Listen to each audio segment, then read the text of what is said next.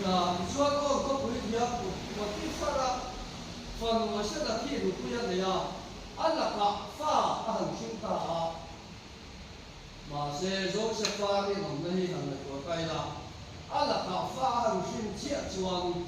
อาฟ้าจวนไอ้ตุตาลำมิงข้าตัวดูเรื่อง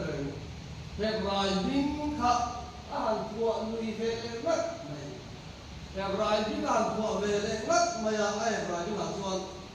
ฟ้าป่าปันนี้สิ่งละมันนั่นเสียเลยเฟรมอันที่ข้ามีกระโจนฟ้าข้ามีอามารัมหรือว่าเจ้าระดับข้าฟ้าในข้าไอ้กุตามีกระส่วนไอ้กุตามีเสียงตีข้าเห็นไรกับมาข้ามีคนตั้งที่ข้าเนี่ยมาเสียให้โจเซฟ้าที่ตรงนี้เอาบารมีเองการเอ็นก็ตามมาใช้เองจะไล่หัวไปอย่างนี้ก็ก็เลยช่วงว่าถ้าชวนฟ้าหันในพวกกันเหตุไรวิ่งอ่านพวกเล็กนักนักพวกเล็กสักไม่ดีฟ้าก็ช่วยดีหลุดเลยที่ที่เห็นนั่งนั่งเลี้ยวไปเห็นมาเสียโจเซฟ้าเนี่ยอาตมาที่ปัสสาวะตุ้มเขาเราวันนี้เหตุการณ์เดียวอันบุกไปอันนี้วันนี้ยังนั่งเล่นเกย์นั่งฉลาดกว่าเด็กพวกการตุนไล่เขาไปละมานี่รำละว่าเคยก็ยังบอกกันไอ้ส่วนนั้นฝากไปตัวยังมุสลิมตุนไล่ไปช่วยมิโซรัมมิชิมเคนเตะตัวนี้เขาไปมุสลิมไปกันตัดตัวละกันได้ไม่ใช่แบบผมไม่อยากเขาไปมุสลิมอันนี้มิโซที่เกี่ยวกับอย่างนั้น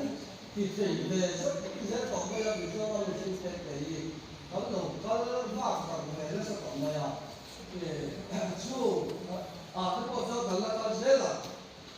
ที่ผมว่าความที่พอยังชวนกันก็กันละกันไม่ชูคริสเตียนจำพวกมีละว่าที่พวกกันละองเสียไปเถอะชวนคนบุญละก็มีละ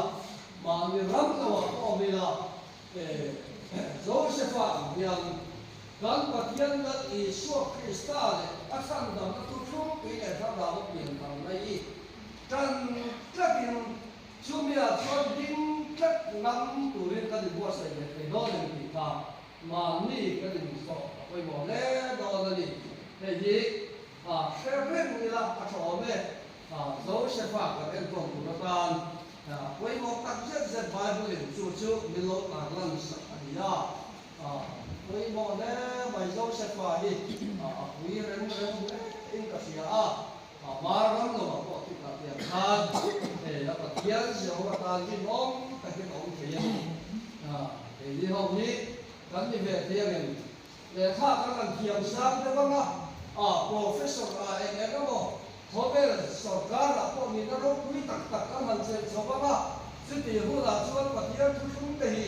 กันจะคุยไม่ยังไงแล้วอิสวคริสต์ปฏิญาณในทุกครั้งนี้ก็ได้กันปัดสั่งไม่ยังไงทีนี้ถ้าเราเปลี่ยนทางการทุกๆทีอันนี้ตัดก็กระดิ่งตะบังเราในการที่ช่วยการที่สูญเสียคนเสียไม่ยังที่จะขาดมานี่ก็เล่นกันว่าไปหมกทบอินเตอร์เซียพอก็จะเป็นจีนีเชนดำส่วนนี้ดำลงเนี่ยดำนั่นเนี่ยเราจะได้ยอมไปทุกทียิงทองผู้ใดยังกันดำระวังนะยิงทองเราผู้ใดยังกันดำเลยเดี๋ยวสิขีนะถ้าอย่างอันเวรค่ะเราคุณไล่ดีดีแล้วเราไปส่งกันแม่ไปถ้าอย่างเอ็นเสียเลยสุดท้ายก็ไม่ยากการปฏิญาณเฮียนช่วยเราอย่างชิว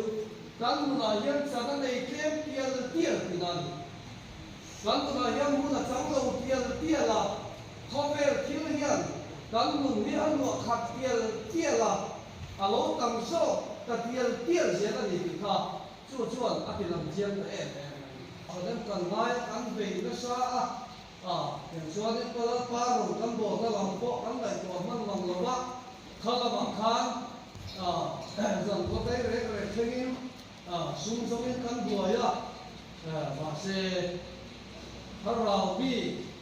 เราไปนะอัปชันนักต่อถ้าเราว่าเสียงชันต่อไอ้ที่ช่วยถ้าเปลี่ยนเขาตั้งที่เวทีแต่อังมาอีละ kan tan nó sổ ni ông tắc tắc thì xuống lòng ram lẽ về là hi song mà sợ rõ kila ta chuan nó sổ ni đâu ông rõ cái gì cái gì kan chuyện thì à quên một cốc thì cái Kami takin pun beberapa orang takin dia tu dan lalu dah lalu kan kita ini lalu kita sebenarnya kita sudah semua cuma kita lu cuma kita tahu dia kita ini cuma dia di suatu kan dengan dia orang lagi lagi ini tak mengurus anak lagi dua cuma lalu masuk ke Malaysia cho nên thì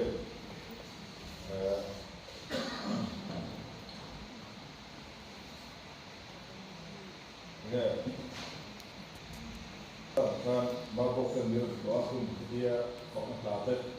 và thiên thủ sẽ đắm tập nhưng thực sự là mình lâu nhất quay trở lại soi đi có cần cho nên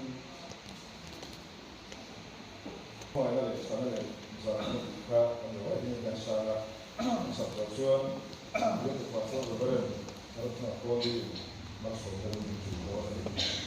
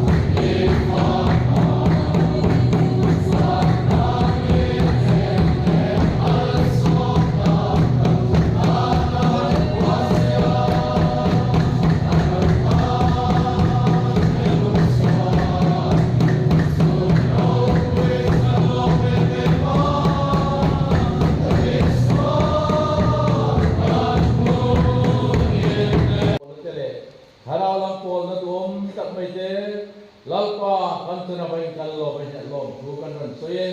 e kanin to khom na hian iram rong kan bol sel tura lo ngale kan lena tu om ta kan char je ti tu rileng ni kai toila zon he kan hun to lo ni a zaina ko hian dei ma ko pial lam te ko hin to mun pial lokal sang te ko mani om na buna kan pin dar le dom chu ma le lalpa kai tu om ta Kanchan thina tu rileng ni ben to nang che dona hel kalal pai so krista khomai nale satna atharau kelim om punile kai so ne om tatechu hoidia ko han odine na hian kan patial lali so krista mingin ti punil no om jero se amen.